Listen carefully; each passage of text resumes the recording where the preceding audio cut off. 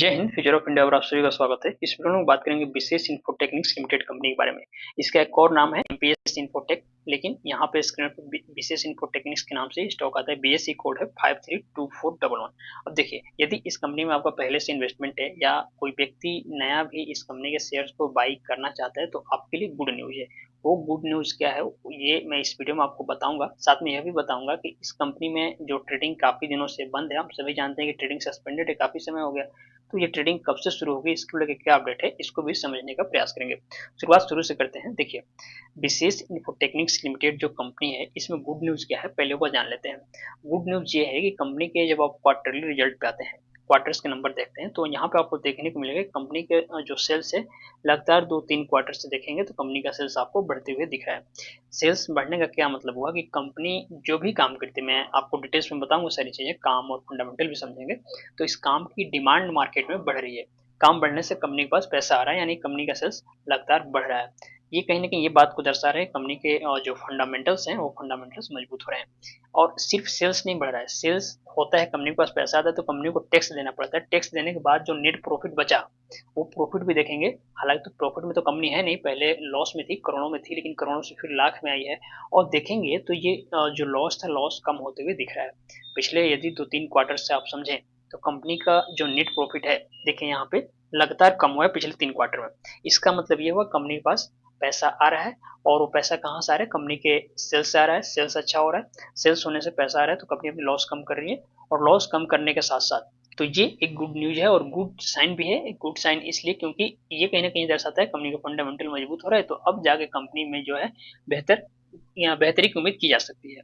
अब यहाँ पे आइए, ये विशेष इन्फोटेक्निक्स लिमिटेड कंपनी यदि पहले से किसी का इसमें इन्वेस्टमेंट है या नहीं है, सबके लिए मैं इस वीडियो में एनालिसिस कर रहा हूँ। तो उसके लिए ये समझना जरूरी है कि कंपनी के काम धाम और बाकी की चीजें कैसी है। तो यदि हम लोग इस कंपनी के काम को समझें, काम काफी बढ़िया है। कंपनी आईटी सेक्टर से बिलोंग करती है। साथ में ये कंपनी देखेंगे तो एंटरप्राइजेस रिसोर्स प्लानिंग, यानी कि ईआरपी कहते हैं इसको शॉर्टकट में, एंटरप्राइजेस रिसोर्स प्लानिंग, और इसके माध्यम से कंपनी बायोमेट्रिक्स बिजनेस एप्लीकेशंस और हार्डवेयर तथा नेटवर्किंग सॉल्यूशंस प्रोवाइड करती है। यानी कि कामकाज काफी बढ़िया है। अब जाहिर सी बात है कि आईटी से रिलेटेड ये कंपनी बिजनेस प्रोवाइड करती है, तो लॉन्ग टर्म में इसका जो काम है उसकी डिमांड और बढ़ेगी, और काम जो वर्क है, वर्क का डिमांड बढ़ेगा, तो जाहिर सी बात है इसके साथ साथ कंपनी का जो सेल्स बढ़ेगा और इससे इसको पैसा मिलेगा।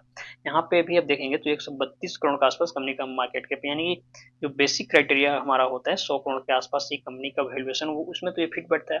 रिटर्न ऑन इक्विटी यहाँ पे माइनस में, लेकिन ये कुछ समय बाद जब शेयर का प्राइस बढ़ेगा तो ये भी यहाँ पे प्लस में हो जाएगा। अब इसके अलावा यदि टेक्निकल आप चार्ट को देखेंगे यहाँ पे 1 साल में, तो स्पष्ट दिखेगा कि चार्ट में नीचे डाउन ट्रेंड ही अभी यहाँ पे चल रहा है।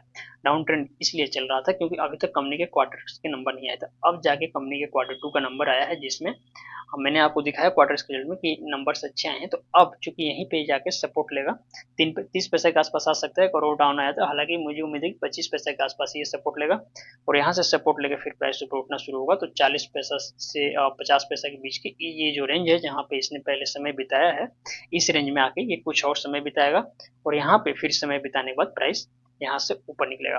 तो अभी आपको क्या करना है, वेट करना है। यदि कोई नया व्यक्ति है जो इसमें बाई करना चाहता है तो उसके लिए वेट करने की, वेट एंड वॉच की अपॉर्चुनिटी रहेगी। हालांकि पहले से जिसका इन्वेस्टमेंट है वो जब 25-40 पैसा के आसपास आ जाए, मतलब जैसे ये प्राइस अभी नीचे जा रहा है, यहाँ क्या होगा, 25 पैसा या 30 पैसा के आसपास सपोर्ट लेके प्राइस ऊपर उठेगा और 40 पैसा के आसपास आएगा, तो वो यहाँ पे आप थोड़ा एवरेजिंग कर सकते हैं और इसमें पैसा डाल सकते हैं।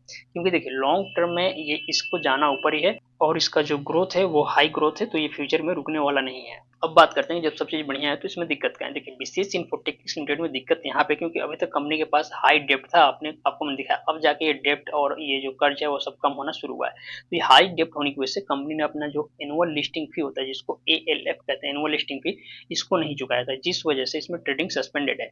हालांकि अब जाके कंपनी के पास पैसा आने लगा है तो कंपनी जल्द ही अपने एनुअल लिस्टिंग फी को, जो एक्सचेंज होते हैं उस पे हर कंपनी को सालाना फी देना होता है, इसको एएलएफ कहते हैं, इसको पे करेगी और फिर इसमें ट्रेडिंग जो है शुरू हो जाएगा। और ट्रेडिंग शुरू हो जाएगा तो और ज्यादा वॉल्यूम बढ़ेगा, और वॉल्यूम बढ़ेगा तो इसमें तेजी आएगी।